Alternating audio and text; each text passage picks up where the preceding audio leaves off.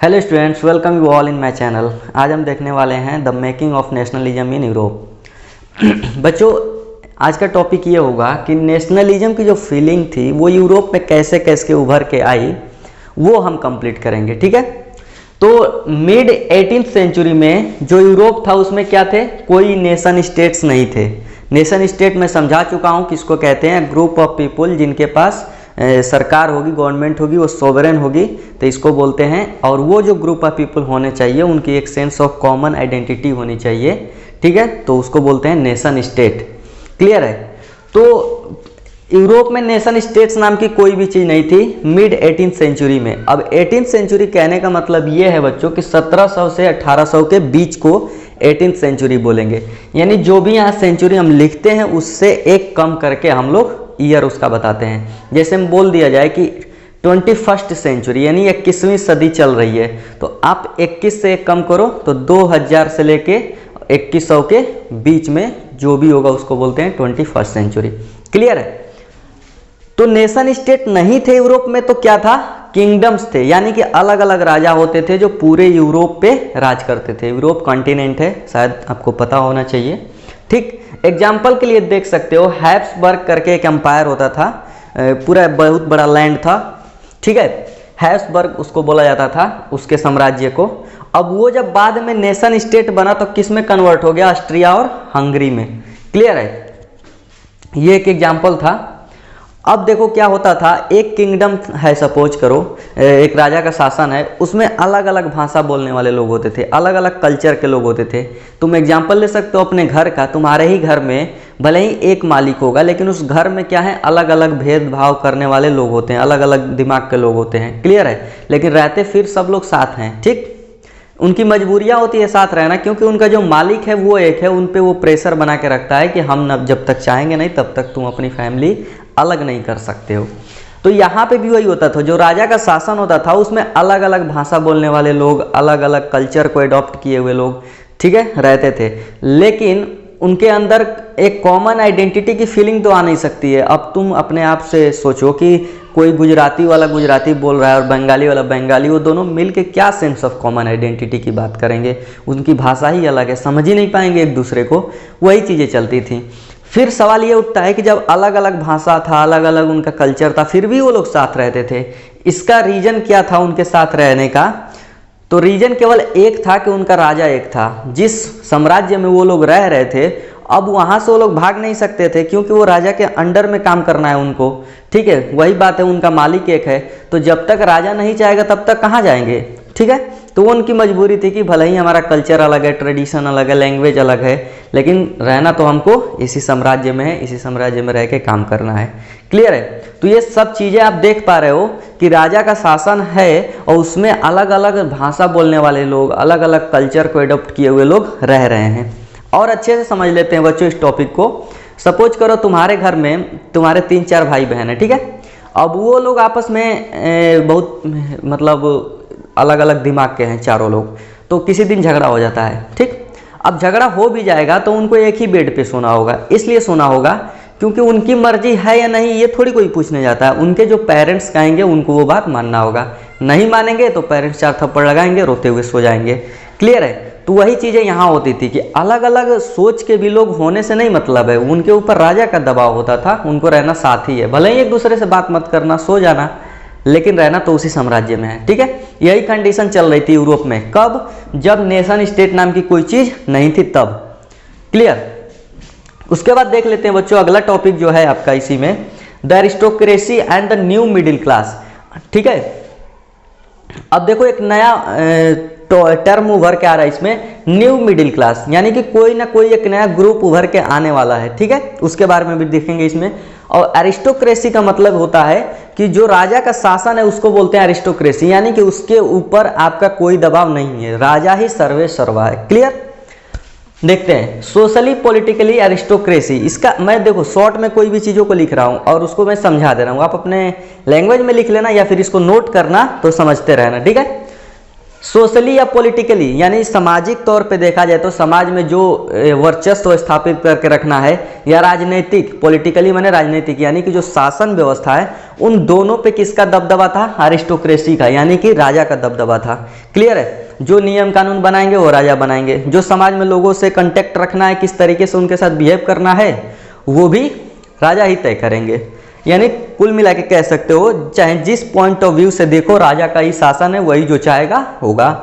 फिर dominant class, यानी कि जो डोमिनेंट क्लास होते थे यूरोप, इसका मतलब क्या हुआ कि यूरोप में केवल एक राजा तो था नहीं, अलग अलग किंगडम थे। तो अलग अलग किंगडम में क्या होते थे? राजा होते थे, और पूरे यूरोप में केवल राजा जितने थे उन्हीं का दबदबा था अपने अपने किंगडम में। ठीक है, इसको डोमिनेंट क्लास बोला गया। किसको? अरिस्टोक्रेसी को, यानी कि जितने भी राजा रहते थे अलग अलग देश में, किंगडम में, देश नहीं बोलेंगे, अलग अलग साम्राज्य थे यूरोप में, उन सब पे किसका कब्जा था? अरिस्टोक्रेसी का। और इन्हीं को बोला गया, जितने राजा थे, कि ये लोग डोमिनेंट क्लास थी, यही सब पे वर्चस्व बनाए होते थे अपना। क्लियर है? अब ये लोग का थोड़ा सा भाषा भी अलग था, ये फ्रेंच लैंग्वेज को बोलते थे। यहाँ पे देख लेंगे, ये लोग क्या बोलते थे? फ्रेंच बोलते थे। किसके लिए? डिप्लोमेसी के लिए। अब डिप्लोमेसी का मतलब होता है बच्चों, जब आप एक किंगडम से दूसरे किंगडम में जाएंगे, यानी एक राजा के साम्राज्य से दूसरे राजा के साम्राज्य में जाते हैं, तो बातचीत करना होगा। मान लो किसी भी चीज़ का बिजनेस से रिलेटेड, चाहे कोई भी ऐसी बात होनी चाहिए जो राजा, एक राजा और दूसरे राजा के बीच में उनके शासन व्यवस्था को लेकर हो सकता है, और भी किसी भी तरीके का डील हो सकता है। जैसे इंडिया अलग अलग कंट्रियों से बात करता है, किसी न किसी को चीज़ का डील लेकर, या फिर कोई बिजनेस को लेकर, या फिर कोई और प्लानिंग लेकर। ठीक है, तो इसको बोलते हैं डिप्लोमेसी, ये डिप्लोमेटिक टॉक बोलते हैं। ठीक है, दो देशों के या दो किंगडम के बीच में जो बातचीत होती है, जो वार्तालाप होती है, उसको डिप्लोमेटिक टॉक बोलते हैं। ठीक है, तो इसका मतलब जो ये बात करते थे, ये फ्रेंच लैंग्वेज में बात करते थे, एक किंगडम से दूसरे किंगडम में जब बात होती थी तो। ठीक है, तो फ्रेंच बोलने वाले लोग यही हो गए, जो अपर क्लास कह सकते हो, जो अरिस्टोक्रेसी है, वो उनका लैंग्वेज देख लो अलग है, फ्रेंच बोल रहे हैं ये लोग। और क्या? Their families were connected by marriage. अब राजा है तो राजा का शादी तो राजवाड़े परिवार में ही होगा। तो क्या होता था कि अगर सपोज करो कि ये एक किंगडम है, ठीक है, यहाँ पे दूसरा किंगडम है यूरोप में ही, तो अगर इनको कभी कभी शादी ब्याह करना होता था तो ये दूसरे किंगडम में शादी कर देते थे। तो क्या होगा? ये दोनों रिश्ते से जुड़ गए, अलग अलग राजा। वो तो इंडिया में भी होता था, एक राजा होता था, दूसरे साम्राज्य में जाके शादी करता था अपनी, तो उन दोनों के बीच में क्या हो गए? रिश्ते भी जुड़ गए। तो जितने भी ये कह सकते हैं कि यूरोप में राजा देख रहे हो, अलग अलग साम्राज्य वाले, वो किस तरीके से जुड़े हुए हैं? दो तरीके से जुड़े हुए हैं। एक तो वो उनके भाषा के आधार पे वो फ्रेंच लैंग्वेज यूज कर रहे हैं बातचीत करने में, और दूसरी बात के रिश्ता कर दिए हैं, शादी ब्याह भी अपने एक साम्राज्य से दूसरे साम्राज्य में कर रहे हैं। तो इस तरीके से उन दोनों के बीच में जुड़ाव बना हुआ है। ठीक है, लेकिन ये लोग जनसंख्या में बहुत कम थे, और सच में कम होंगे। अब क्या सच चाहते हो? 10-20 करोड़ राजा ही रहे तो फिर पीजेंट्स क्या करेंगे? जो नीचे के लोग हैं वो कितने होंगे? तो बहुत कम जनसंख्या होती थी। क्लियर है? मेजॉरिटी पॉपुलेशन क्या थी यूरोप की? पीजेंट्स थी। ये बहुत स्टार्टिंग की बात कर रहे हैं हम लोग। ठीक है, लेकिन जब इंडस्ट्रियलाइजेशन हुआ, पहले तो पीजेंट्स थी, जो नीचे किसान वर्ग था वो बहुत ज़्यादा थे। ठीक है, लेकिन जब इंडस्ट्रियलाइजेशन हुआ, इंडस्ट्रियलाइजेशन अगर नहीं समझ पा रहे हो तो मैं समझा रहा हूँ। इंडस्ट्रियलाइजेशन का मतलब ये है कि इंडस्ट्री सेटअप होना स्टार्ट हुई। तो सबसे पहले बच्चों इंडस्ट्री का जो सेटअप होना स्टार्ट हुआ वो इंग्लैंड में हुआ, लेकिन धीरे धीरे धीरे धीरे बढ़ते बढ़ते यूरोप के चारों ओर जो किंगडम थे उसमें फैल गया। ठीक है, तो जब वो यूरोप के चारों ओर फैलने लगा तो बहुत सारे ग्रुप उसमें से निकल के आए इंडस्ट्रियलाइजेशन की वजह से। अब ये सोच रहे हो यार इंडस्ट्री सेटअप हो रही है तो उसमें से अलग अलग ग्रुप, मतलब अलग अलग कैटेगरी के लोग कैसे निकल के आ सकते हैं, वो देखते हैं कैसे निकल के आएंगे। उनका कुछ एग्जांपल है, वर्किंग क्लास पॉपुलेशन। अब जब इंडस्ट्री सेटअप होगा तो उसमें लोग काम करने जाएंगे तो उनका एक ग्रुप हो जाएगा कि वो इंडस्ट्रियल वर्कर हैं। ठीक है, तो इस तरीके का एक अलग अलग ग्रुप बनने लगा। क्लियर, वर्किंग क्लास पॉपुलेशन, ये अलग ग्रुप निकल के आया। अभी तक तो लोग किसान थे केवल। अब दूसरा middle classes made up of industrialist, जो इंडस्ट्रियलिस्ट थे उनको बोल दिया गया, जो छोटी छोटी इंडस्ट्री चला रहे थे। और बिजनेसमैन, बिजनेस जो करने वाले लोग थे वो निकल के आए। प्रोफेशनल्स, जैसे लोग ये कह सकते हो, एग्जाम्पल्स दे सकते हैं। अगर आपसे पूछा जाए आपका प्रोफेशन क्या है तो आप कहते हैं मैं सिंगर हूँ, मैं डांसर हूँ, मैं क्रिकेटर हूँ। इस तरीके से अलग अलग ग्रुप निकल के आने लगा। क्लियर है? तो ये सब किसकी देन थी बच्चों? इंडस्ट्रियलाइजेशन की देन थी। और देख सकते हो पीजेंट्स थे पहले। तो ये अलग अलग ग्रुप निकल के आ रहे हैं ना, तो इनकी सोच भी अलग हो जाएगी। ये कहाँ बिना पढ़े लिखे थे, इंडस्ट्रियलाइजेशन आया, पढ़ाई लिखाई लोग करने लगे, तभी तो ये सब इतना ऊपर जाएंगे, इंडस्ट्रियलिस्ट बनेंगे, ठीक है, बिजनेसमैन बनेंगे, प्रोफेशनल बनेंगे।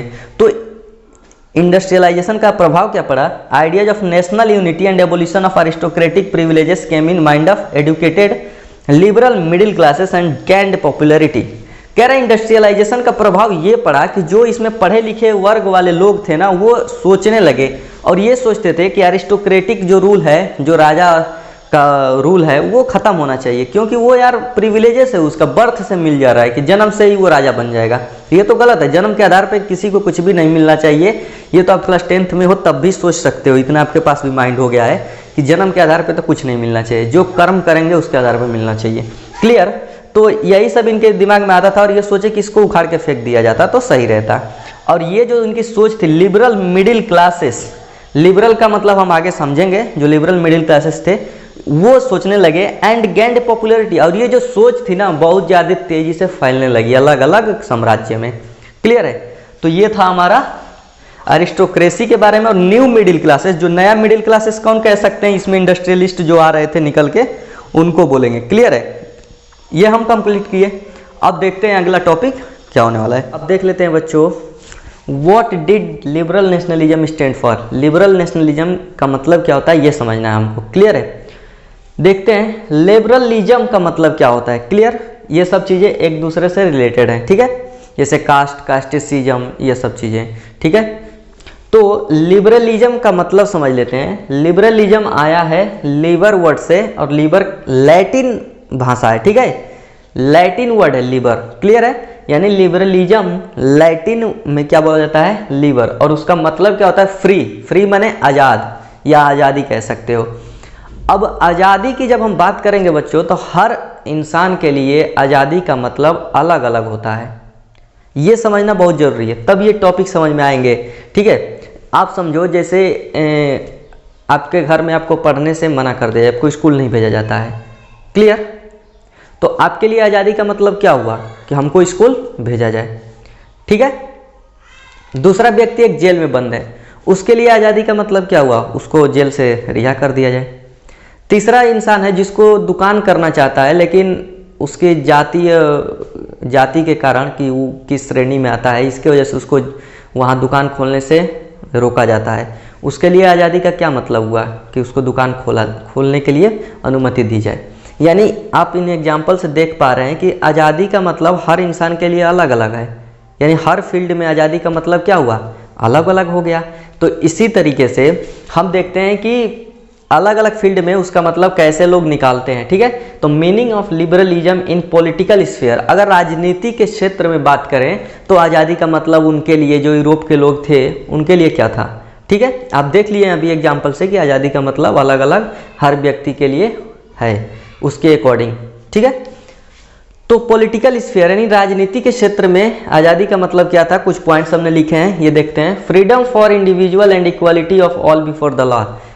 वहाँ के लोग सोचते थे यूरोप के कि आज़ादी का मतलब उनके लिए क्या है पॉलिटिकल स्फीयर में, कि सब लोगों को जो ये देख रहे हैं ना बिफोर द लॉ, लॉ यानी कानून के सामने एक बराबर ट्रीट किया जाए।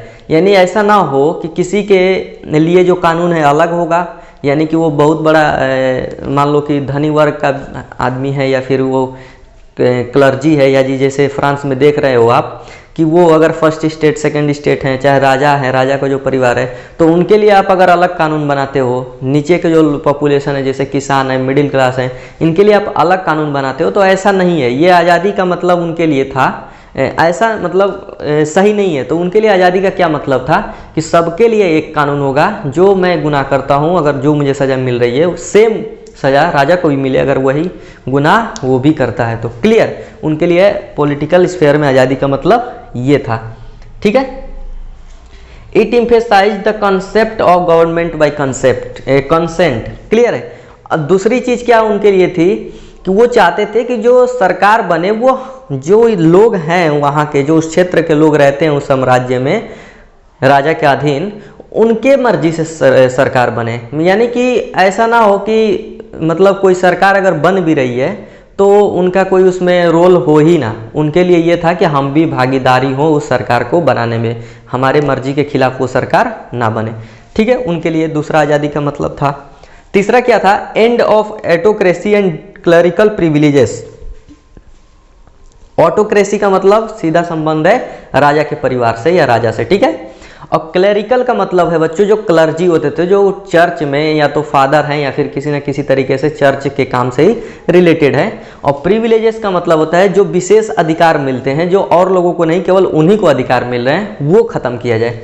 यानी कि इसका मतलब निकला, देखा जाए तो, कि जो राजा को या फिर जो चर्च वालों को विशेष अधिकार मिल रहे थे उनको खत्म कर दिया जाए। जैसे उनको मान लो क्लर्जी वालों की बात करें तो वो टैक्स नहीं देंगे, ऊपर से वो टैक्स ले रहे थे फ्रांस में, जो नीचे के लोग थे थर्ड स्टेट वाले। तो ये सब चीज़ें जो विशेष अधिकार मिल रहे हैं उनको जन्म के आधार पे ही, ये सब चीज़ें खत्म कर देना है। ठीक है, सब लोग बराबर होंगे अब। ये तीसरा था। चौथा क्या था? एक constitution and representative government through parliament. एक संविधान होना चाहिए और एक पार्लियामेंट होना चाहिए जहाँ पे नियम कानून को बनाए जाएं। उनके लिए आज़ादी का मतलब ये था। ठीक है, यानी कि एक सरकार बनेगी और अपना एक संविधान भी होगा, एक पार्लियामेंट होगा। इनके लिए आज़ादी का मतलब ये था कि जब हम आज़ाद होंगे तो ये सारी चीज़ें आनी चाहिए देश में। क्लियर है? तो ये तो देख लिए आज़ादी का मतलब पॉलिटिकल स्फीयर में क्या निकल के आ रहा था। अब थोड़ा इकोनॉमिकल स्फीयर में देख लेते हैं। इकोनॉमिक स्फीयर में, इकोनॉमिक का सीधा संबंध है बच्चों पैसा रुपया से, कि कैसे खरीदारी, बेचना, बिजनेस, ये सब चीज़ें जो पैसे से रिलेटेड है उनको इकोनॉमी में देखेंगे। तो इसमें देखते हैं क्या लोग सोचते हैं। फ्रीडम ऑफ मार्केट्स, जो बाजार में आज़ादी चाहिए। बाजार में आज़ादी का मतलब घूमने की आज़ादी नहीं चाहिए। जो दिक्कतें होती हैं एक दुकानदार को फेस करता है अगर वो दुकान चला रहा है, तो चाहे कोई बिजनेसमैन फेस करता है नियम कानून की वजह से, थोड़ा सा उसमें ढिलाई दी जाए ताकि जो बिजनेसमैन है वो अच्छे से अपना बिजनेस कर सके, इस तरीके का। ठीक है, तो freedom of markets and the abolition of state impose restriction on the movement of goods and capital. कह रहा है एक तो मार्केट में जो नियम कानून बन रहा था टेढ़ा टेढ़ा, कि जिससे दिक्कतें फेस कर रहे थे वो हटाओ। दूसरा कि ये स्टेट इम्पोज रेस्ट्रिक्शन, बहुत ज़्यादा टैक्स मतलब लगते थे अगर एक स्टेट को पार करते हैं दूसरे स्टेट में। जैसे अगर मान लो आप यूपी पार करते हो, बिहार जाना है वहाँ टैक्स दो, बिहार पार किए झारखंड जाना है वहाँ टैक्स दो, कोलकाता जाना है वहाँ टैक्स दो। मतलब जैसे जैसे आप अलग अलग साम्राज्यों को पार करते थे वहाँ पे, वैसे वैसे टैक्स बढ़ते जाता था। अगर उसी में फ्रांस में ही मान लो एक सिटी से दूसरे सिटी में गए वहाँ भी टैक्स देना होता था, तो दिक्कतें तो हो रही थी। तो ये सब चाहते थे ना कि थोड़ा इसको ख़त्म कर दिया जाए ताकि हम लोग को बिजनेस करने में प्रॉफिट थोड़ा निकले, नहीं तो उनको टैक्स देने में ही बहुत सारा हिस्सा चला जाता था। तो कोई भी इंसान अगर बिजनेसमैन है तो उसके लिए आज़ादी का मतलब क्या होगा? अगर तुम खुद बिजनेसमैन होते तो तुम्हारे लिए आज़ादी का मतलब यही होता कि तुम्हारे बिजनेस में जो कुछ भी रोड़ा बन रहा है उसको हटा दिया जाए। तो तुम कहोगे अब हम आज़ादी से मतलब हम फ्री हैं बिजनेस करने के लिए, कोई दिक्कतें नहीं आ रही हैं। तो इनके लिए भी वही मतलब निकल के आता था। क्लियर है? तुम अपने आप से जोड़ के देख सकते हो, बस फील किया करो जो ये प्रॉब्लम्स तुम देख रहे हो कि मैं अगर वहाँ रहता तो मैं क्या क्या चाहता हूँ उनसे। ठीक है, अब ये खत्म हो गया। एक नोट पॉइंट है वो देख लेते हैं। नोट पॉइंट क्या है बच्चों? उसमें लिखा गया है इले। इले का मतलब क्या होता है? Unit of length. अगर कभी पूछ दिया तो टिक मार देना, एक नंबर में आएगा। इले का मतलब होता है यूनिट ऑफ लेंथ। जैसे अगर हम अभी मेजर करते हैं, मान लो कपड़ा खरीदना है तो हम क्या मेजर करते हैं? 1 मीटर कपड़ा, 2 मीटर कपड़ा। तो मीटर क्या है? एक लेंथ नापने की यूनिट है। वैसे ही इले क्या है? लेंथ नापने की यूनिट। अब वो यूरोप में चलती थी। और जोलवेरियन क्या है? Customs union. ये जो टैक्स वैक्स से रिलेटेड जो संघ बनाए गए थे उनको बोला गया जोलवेरियन। ठीक है, तो ये भी याद रखना, कस्टम्स यूनियन। क्लियर है? हाँ, तो इसमें तो इतना ही था बस। अब देख लेते हैं बच्चों अ न्यू कंजर्वेटिज्म आफ्टर 1815। सबसे पहले तो ये समझना पड़ेगा कि कंजर्वेटिज्म का मतलब क्या होता है। कंजर्वेटिज्म का मतलब होता है बच्चों ऐसी आइडियोलॉजी जो ये बिलीव करती है कि कोई भी चेंजेस धीरे धीरे होना चाहिए समाज में, अचानक नहीं होना चाहिए। क्लियर है? अब इसका मतलब आपको समझ में नहीं आएगा जब तक मैं आपको एग्जांपल देके ना समझाऊं। आप अपने गांव का एग्जांपल लीजिए। अगर नई नवेली लड़की शादी करके आती है गांव में, तो अगर वो घूंघट में ना रहे तो जो वहाँ के बूढ़े व्यक्ति होते हैं वो क्या बोलते हैं, मतलब इसको कैसे रहना चाहिए, जो स्वभाव है, जो संस्कृति है, वो आता ही नहीं है। लेकिन वो लड़की के अकॉर्डिंग क्या है, वो कह रही है कि अब तो मॉडर्नाइजेशन हो रहा है, ग्लोबलाइजेशन हो रहा है, तो हमको जैसे सोसाइटी बदल रही है उस हिसाब से रहना है। घूंघट में रहने की क्या ज़रूरत है, अब तो हम जीन्स पैंट पहन के भी घूम सकते हैं। लेकिन जो वहाँ पे बूढ़े व्यक्ति हैं वो लोग इस चीज़ को गलत मानते हैं। यानी वो लोग चाहते हैं कि ये सब चीज़ें हों लेकिन 10-20 साल के अंदर ना हो जाए, कम से कम 100-200 साल लगे इस सब चीज़ों को होने में। क्लियर है? तो कंजर्वेटिज्म का यही मतलब होता है कि कोई चीज़ जो बदलाव हो रही है हमारे सोसाइटी में, कल्चरल से रिलेटेड, ट्रेडिशन से रिलेटेड, लैंग्वेज जो भी हो, स्पेशली कल्चर और ट्रेडिशन से रिलेटेड, वो धीरे धीरे होना चाहिए, अचानक नहीं होना चाहिए। ठीक है? अब 1815 क्यों लिखा गया है यहाँ पे देखते हैं, क्योंकि 1815 बहुत ज़्यादा इंपॉर्टेंट है। 1815 में ही नेपोलियन को वाटरलू के युद्ध में हराया गया था। क्लियर है? तो उसके बाद से अब फ्रांस का जो रूपरेखा होने वाला है वो कैसा होगा ये डिसाइड होता है। 1815 तक तो नेपोलियन क्या था, फ्रांस का राजा घोषित कर दिया था अपने आप को, वो पूरे यूरोप पे अपना कब्जा जमाना चाहता था, फ्रांस का था। क्लियर? लेकिन जब मार दिया जाए राजा, घर का मालिक ही मर जाए, तो नया मालिक तो आएगा ना, कौन आएगा, इसकी डिसीजन तो अब लेना पड़ेगा हमको। तो इसमें देखते हैं क्या होता है, फ्रांस का जो अब आगे का फ्यूचर है वो कैसा होगा। वहाँ का राजा को तो मार दिया गया जो कि नेपोलियन था। तो देखते हैं बच्चों क्या होता है। आफ्टर डेथ ऑफ नेपोलियन इन 1815 क्या होता है, कंजर्वेटिव्स बिलीव, जो कंजर्वेटिव वही जो बूढ़ पुरानिया है तुम्हारे गाँव वाले, वो वहाँ के लिए, मैं फ्रांस के और यूरोप की बात कर रहा हूँ, वो क्या बिलीव करते थे। अब वहाँ पे उनका जो सोच है वो देखेंगे। बिलीव्स दैट ट्रेडिशनल इंस्टीट्यूशन, जो ट्रेडिशनल इंस्टीट्यूशन का मतलब जो परंपरागत चलते हुए आ रहे हैं जो हमारे समाज में चीज़ें, ऑफ स्टेट एंड सोसाइटी, ठीक है, हमारे राज्य का या हमारे समाज का। स्टेट का मतलब यहाँ यूपी बिहार मत समझ लेना, वहाँ किंगडम से रिलेटेड बात हो रही है, या फिर स्टेट का मतलब जो मैं समझाऊँ उससे रिलेटेड है। ठीक है? जैसे ये ट्रेडिशन की बात क्या कर रहे हैं बच्चों, इसमें ट्रेडिशन की बात कर रहे हैं कि हमारे यार हमारे समय में तो राजा हुआ करते थे, कहाँ से गवर्नमेंट की बात कर रहे हो तुम लोग। तो जो कंजर्वेटिव थे वो बोल रहे थे राजा होना चाहिए, ये सरकार और कर हटाओ, हमको समझ में नहीं आ रहा है। ठीक है? तो चाहते थे राजा वापस आए, इसको तो मार दिया गया है, तो यही ना चाहेंगे कि राजा वापस आए, कोई सरकार या पार्लियामेंट ये बीजेपी या कांग्रेस ना बने, राजा था, राजा ही चाहिए। ठीक है? द चर्च, अब चर्च पे भी बहुत लोगों ने उंगली उठाया था, तुम देखे होगे जैकोबियन के समय में वो चर्च को भी बंद कर दिए थे। तो ये लोग चाहते थे जो चर्च की गौरव थी, जो वहाँ के प्रिस्ट होते थे, जो फादर होते थे, उनकी जो रिस्पेक्ट थी वो सब पहले के जैसा अब हो जाए। ठीक है? ये लोग चाहते थे। सोशल हायरार्की, सोशल हायरार्की मतलब जिस तरीके से लोगों का ऊंच नीच वाला जो भावना था वो बना हुआ था कि ऊपर बहुत धनी वर्ग हैं, उनके लिए एक विशेष अधिकार होना चाहिए, नीचे ये कहाँ किसान मजदूर को पैर तले रौंद दो बिल्कुल। तो वो सब समझते थे ये सही है। सोशल हायरार्की, एक समाज में ऊंच नीच की जो भावना है, जो वर्ग बनाया गया है वो बहुत सही है, उस तरीके की चीज़ें होनी चाहिए। क्यों? क्योंकि वही नहीं बोलते हैं बुढ़वा सठिया गेल बेटे, एकदम वही हाल इनका भी था। मतलब इंडिया हो चाहे फॉरेन हो, सोच नहीं बदल सकती है इन सब की। ठीक है? तो ये सोचते थे ना कि वो सब चीज़ें आ जाए, जो मैंने यहाँ पे आपको नोट करके लिखा है। ठीक है? अब देखते हैं क्या होता है। But most conservative believe that changes initiated by Napoleon could strengthen the autocratic monarchy of Europe.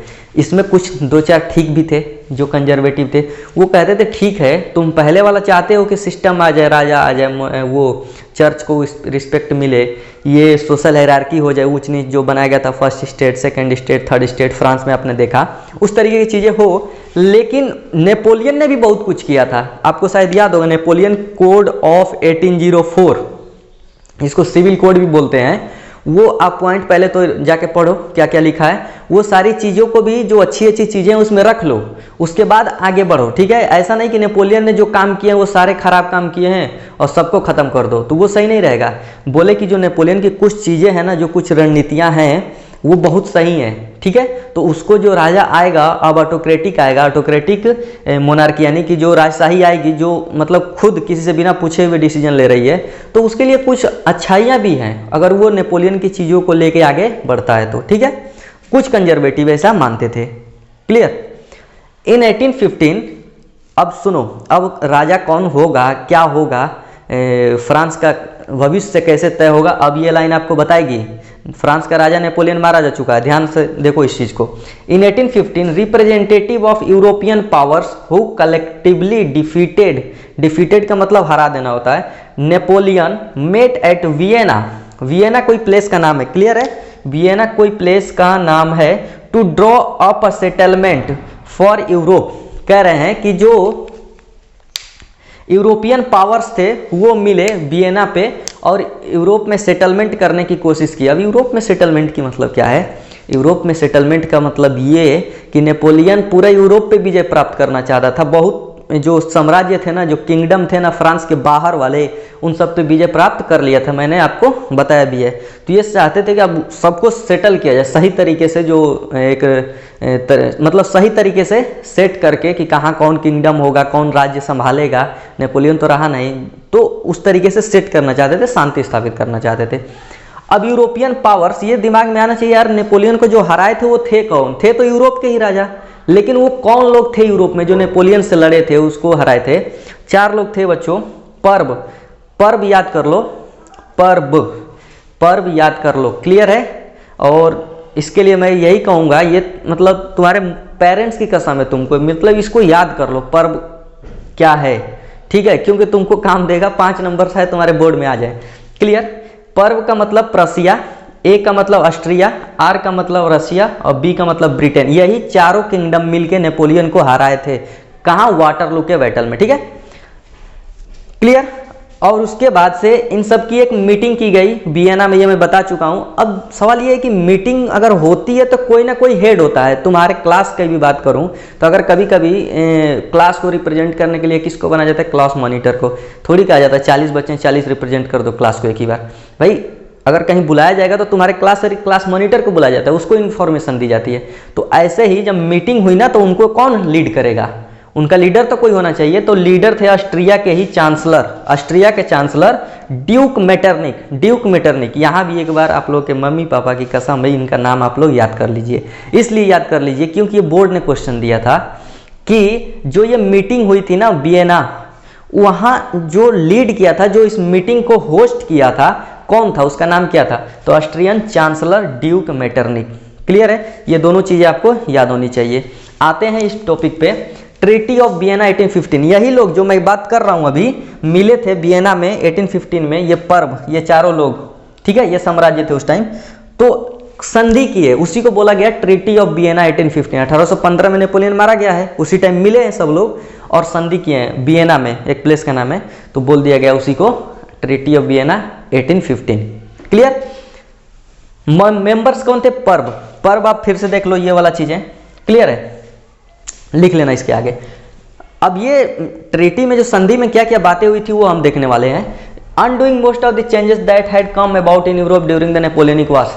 Napoleon जब वार लड़ता था तो बहुत सारी चीजें बदल देता था, जहां जहां वो जीतता था, ठीक है, उसको खत्म करना। पहला चीज कि नेपोलियन ने बहुत सारी चीजें की हैं यूरोप में, उसको तो पहले खत्म किया जाए, ठीक है, ये चीजें।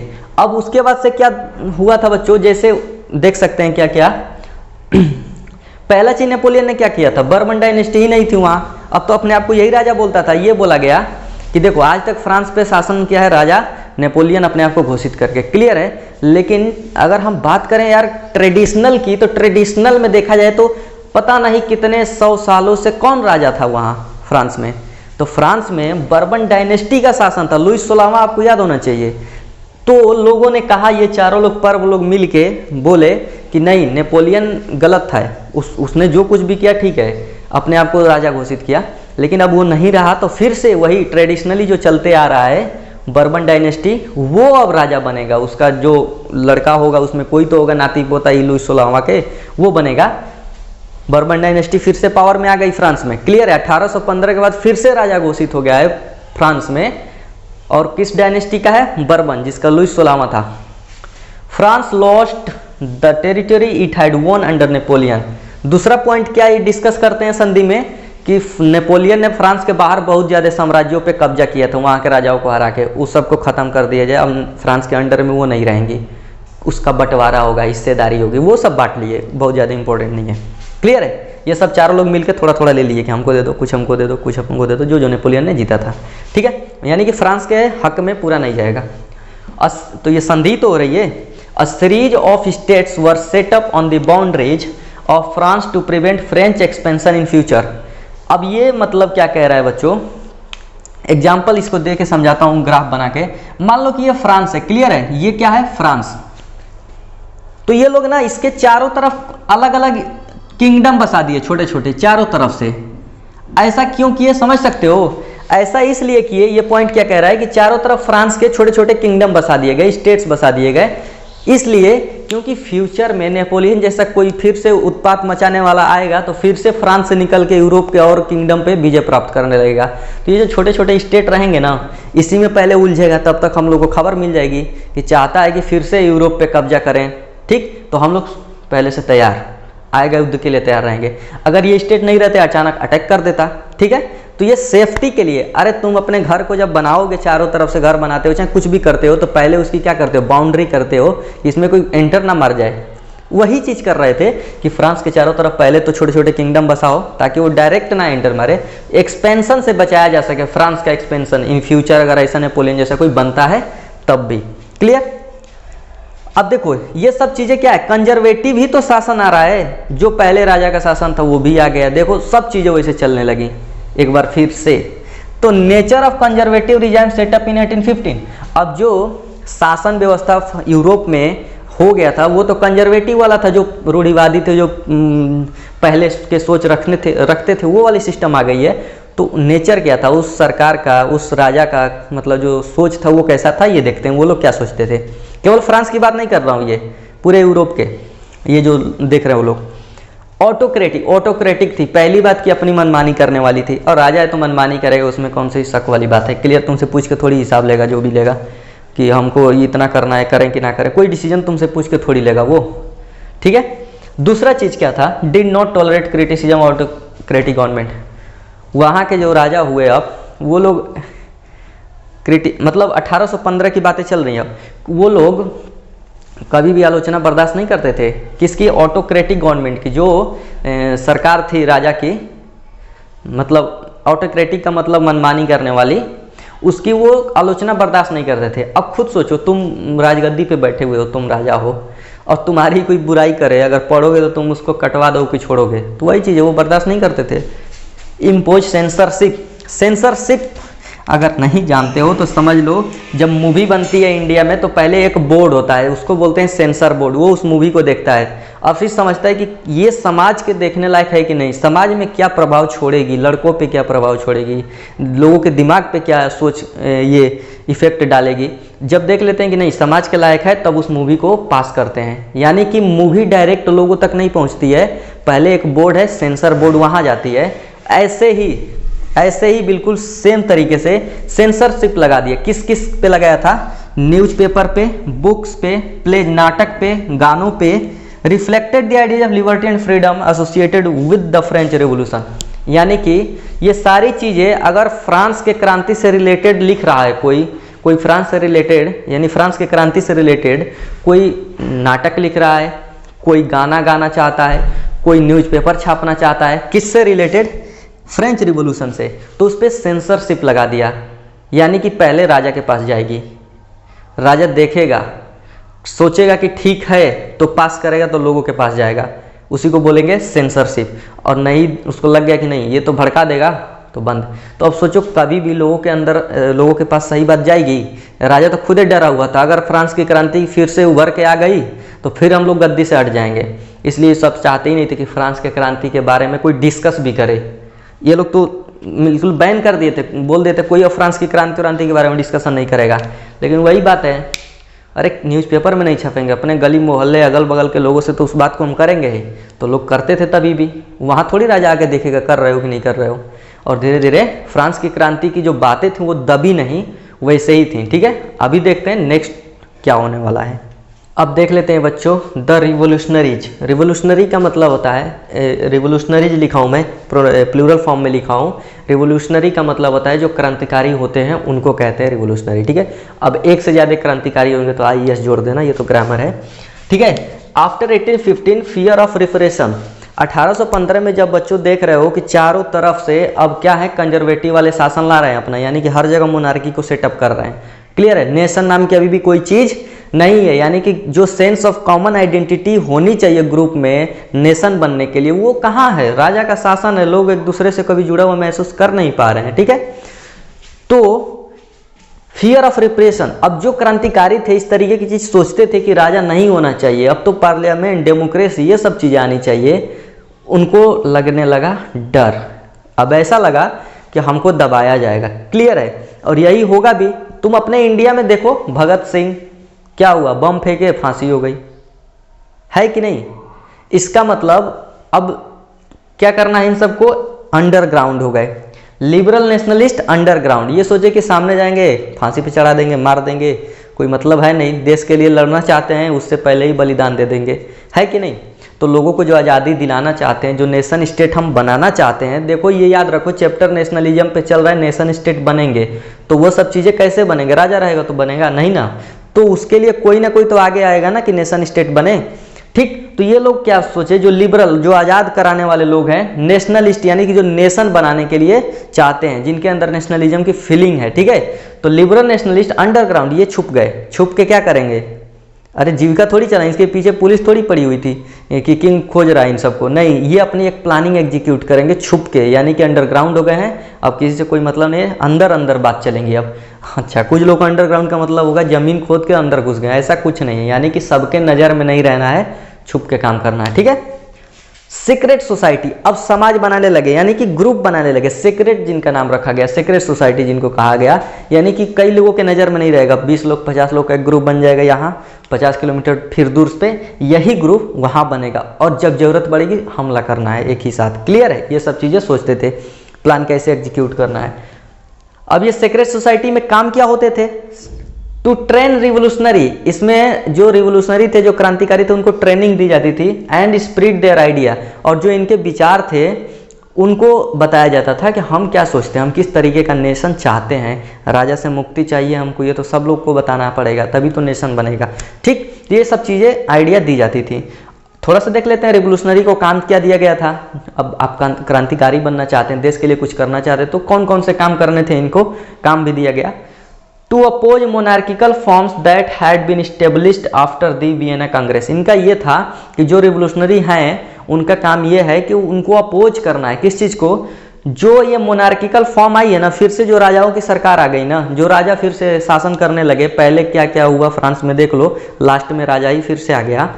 इसका मतलब जो वियना कांग्रेस, वियना कांग्रेस का मतलब जो ट्रीटी ऑफ वियना 1815, क्या बात हुई थी, यही बात हुई थी कि फिर से राजाओं का शासन लाया जाए। तो जो ये हुआ है इसको ख़त्म करना है, इस पर हमको अगेंस्ट में चलना है, इसका अपोज करना है, इन रिवोल्यूशनरी का काम था, ठीक। और fight for liberty and freedom, और लड़ाई किसकी होनी चाहिए, लिबर्टी और फ्रीडम की, क्लियर है, इस चीज़ की लड़ाई होनी चाहिए। अब एग्जाम्पल देता हूँ, अगर इंडिया के बारे में बात किया जाए तो जो क्रांतिकारी थे वो किस चीज़ के लिए लड़ रहे थे, अंग्रेजों से लड़ रहे थे। तो उनको मतलब अपना जब ग्रुप बना रहे थे तो क्या बोला जाता था कि आपको अंग्रेजों से लड़ना है, क्लियर। तो वही बात है, यहाँ राजाओं से लड़ना है, मोनार्किकल जो गवर्नमेंट है उससे लड़ना है। और लड़ किस लिए रहे हैं ये भी तो पता होना चाहिए, लड़ इसलिए रहे हैं कि आपको लिबर्टी और फ्रीडम दिलाना है। जैसे इंडिया के जो क्रांतिकारी क्या बोलते थे, हम आज़ादी लेके रहेंगे, ठीक सेम चीज़ वहाँ चल रहा है, बस सोचने की नज़रिया बदल लीजिए, लगेगा कि इंडिया ही चल रही है वहाँ भी, क्लियर है। इंडिया में अंग्रेज शासन करते थे, वहाँ पे उनके राजाओं से लोगों को मुक्ति चाहिए, नेशन स्टेट बनाना है, क्लियर। इसी रिवोल्यूशनरी में जो क्रांतिकारी थे उनमें से एक फेमस थे गुसेप मैजीनी। इनका जो थोड़ा सा इतिहास है, जो इनके काम है, थोड़ा बहुत कह सकते हैं कि ये भगत सिंह थे अपने टाइम के वहाँ के, ठीक है। जिस तरीके से यहाँ ये लोग फेमस थे, गरम दल वाले एकदम, उस तरीके से एक्सट्रीमिस्ट, उस तरीके के ये गुसेप मैजीनी थी, क्लियर है। तो किसी किसी का नाम फेमस हो जाता है, उसमें से ये हैं। और एक बात और 5 नंबर में आएगा इनके बारे में शॉर्ट नोट्स लिखने के लिए। अब चाहते हो पास होना है और नहीं चाहते हो ये तुम्हारे ऊपर डिपेंड करता है। अगर चाहते हो कि नंबर आए सोशल साइंस में तो ध्यान से देख लो इसको, इनके ही बारे में लिखने के लिए आ सकता है, ठीक है। इनको इटालियन रिवोल्यूशनरी बोला गया, मतलब ये इटली के थे, इटली को आज़ाद कराना चाहते थे, इटली बनाना चाहते थे, अलग अलग नेशन से भरा हुआ था वो किंगडम। ये सोचते थे जो इटली के केवल लोग हैं उनसे इसको बनाया जाए, ठीक है। तो ये इटालियन रिवोल्यूशनरी इनको कहा गया। इटली में और चीज़ क्या फेमस है, राहुल गांधी का नन्यौरा है, ठीक है। बोर्न इन जेनेवा 1807, 1807 में जेनेवा में इनका जन्म हुआ था। जेनेवा स्विट्जरलैंड में शायद पड़ता है कि क्या, देख लेना। Member of the secret society, अभी तो बताया हूँ ये जो सीक्रेट सोसाइटी बन रही थी, देख लो इन्हीं में से किसी सीक्रेट सोसाइटी के क्या थे, वो मेंबर थे, ठीक है। Sent to the exile in 1831 for attempting revolution in Liguria. Sent to exile, इनको देश से ही बाहर निकाल दिया गया जब ये रिवोल्यूशन किए तो, किसके, लाइगोरिया में किया, कोई प्लेस है वहां पे, ठीक है। इनको देश से बाहर निकाल दिया गया लाइगोरिया कोई प्लेस है वहां पे रिवोल्यूशन किए तो, क्लियर। अब क्या होगा, जब देश से ये बाहर गए तो फिर वहाँ भी ग्रुप बनाने लगे। मान लेते हैं कि ये यहाँ से निकाल दिए गए, तो इधर कहीं आ गए फ्रांस में, इधर कहीं स्विट्जरलैंड है, ये फ्रांस है, ये स्विट्जरलैंड है, मान लेते हैं ये यहाँ पे इस तरीके की कोई जगह है इटली, ठीक है। यहाँ से निकल के इधर आ गए, देश से बाहर कर दिए गए, तो देश छोड़ के इधर तो आना ही पड़ेगा। तो इसमें जाके इन्होंने क्या किया, फॉर्म 2 अंडरग्राउंड सोसाइटी, और वहाँ पे चुपचाप छुपके से 2 सोसाइटी फिर बना दिए, जैसे ये सीक्रेट सोसाइटी चल रही थी उसी टाइप की, ठीक। एक क्या नाम था उसका, यंग इटली इन मर्साइलिज, फ्रांस में मर्साइलिज पड़ता है यहाँ पे, वहाँ पे बना दिए यंग इटली इन मर्साइलिज, वहाँ पे लोगों को इकट्ठा करके। दूसरी क्या बनाई, यंग यूरोप इन बर्न, शायद यहाँ पे बर्न पड़ता है स्विट्जरलैंड में, तो यंग यूरोप इन बर्न, वहाँ पे एक बना दिए क्या सोसाइटी। तो 2 सोसाइटी बनाए, कौन बनाया, गुसेप मेजिनी, और याद करना तुम्हारा काम है, जब नोट्स में लिखोगे तो लिखोगे। सोसाइटी 2 बनाए थे, देश से बाहर निकाल दिया गया था, फ्रांस में मर्साइली में बनाए थे यंग इटली इन मर्साइली, दूसरा बनाए थे स्विट्जरलैंड में बर्न में young Europe in burn, clear है। मजीनी बिलीफ्स, इनके कुछ विश्वास थे, ये क्या सोचते थे, गॉड हैड इंटेंडेड नेशनलिज्म, यही सब तो चल रहा है इस चैप्टर में, to be the natural units of mankind. गुस्से मजनी सोचते थे कि यार जो ये नेशन है ना, ये नेचर की दी हुई देन है, ये गॉड ने दिया है, ये राजा महाराजा क्यों बांध के रखते हैं। नेशन का मतलब कि जो एक तरीके के लोग होते हैं, एक तरीके का कल्चर है, भाषा है, बोलते हैं, जैसे मान लो बंगाली बोलने वाले, ये तो नेचर की देन है कि वो बंगाली एक साथ रहें। अब ये राजा जबरदस्ती के बंगाली, मराठी, गुजराती सबको एक ही किंगडम में ढकेल कर रखा हुआ है, ठीक। तो ये चाहते थे कि ऊपर वाला भी चाहता है कि बंगाली अलग रहें, गुजराती अलग रहें, मराठी अलग रहें, यानी कि फ्रेंच बोलने वाले अलग हो जाएं, इटली बोलने वाले पता नहीं क्या जलो लैंग्वेज है वो अलग हो जाएं, जर्मन वाले अलग हो जाएं, अपना अपना खुद का नेशन बना के रहें। ये ऊपर वाले की देन है, ये राजा जबरदस्ती के हमको सबको खिचड़ी बना के रखे हुआ है, ठीक है, इनका ये सोच था। मैटरनिक, अभी तुमको कसम दिलाया हूँ मैं, अगर तुमको कसम दिलाऊँ और तुमको इज्जत है माँ बाप की, तो तुमको याद होना चाहिए मैटरनिक कौन था, ठीक है। Described him as the most dangerous enemy of our social order. Metternich कहता था गुसेप मेजिनी के बारे में कि सबसे खतरनाक आदमी है ये हमारे सोशल ऑर्डर के लिए, यानी कि जो सोशल ऑर्डर क्या थे, जो कंजर्वेटिव वाली गवर्नमेंट, जो राजा वजा आए थे, इन सब के लिए सबसे खतरनाक आदमी है ये। तो सच में तो ये चाहता ही नहीं था कि राजा वजा कुछ रहे, नेशन बने, ये तो ये सब चीज़ें चाहता था, क्लियर है। अरे ऐसे ही सोचो, इंडिया में भगत सिंह से ज़्यादा डर लगता कि गांधी जी से अंग्रेजों को। भगत सिंह से ऑब्वियस सी बात है, गांधी जी आंदोलन करते तो सीधा पार्लियामेंट उड़ा देते, अंग्रेज के जितने भी नियम कानून बनाने वाले वही गायब हो जाते। तो वही चीज़ थी, सबसे ज़्यादा डर इनको लगता था गुसेप मेजिनी से, क्लियर है। तो यहाँ पे ये वाला जो पोर्शन पूरा the making of nationalism in Europe खत्म होता है। इसके आगे देखेंगे अब धीरे धीरे अलग अलग नेशन कैसे बन रहे हैं। अभी तक तो पूरा कहानी चल रही थी कि यूरोप में पूरा मतलब तालका मचा हुआ है, कैसे सेटलमेंट हो रहा है धीरे धीरे, क्लियर है। तो आज के लिए इतना ही, thank you so much. Lecture आपने इतना देर तक देखा।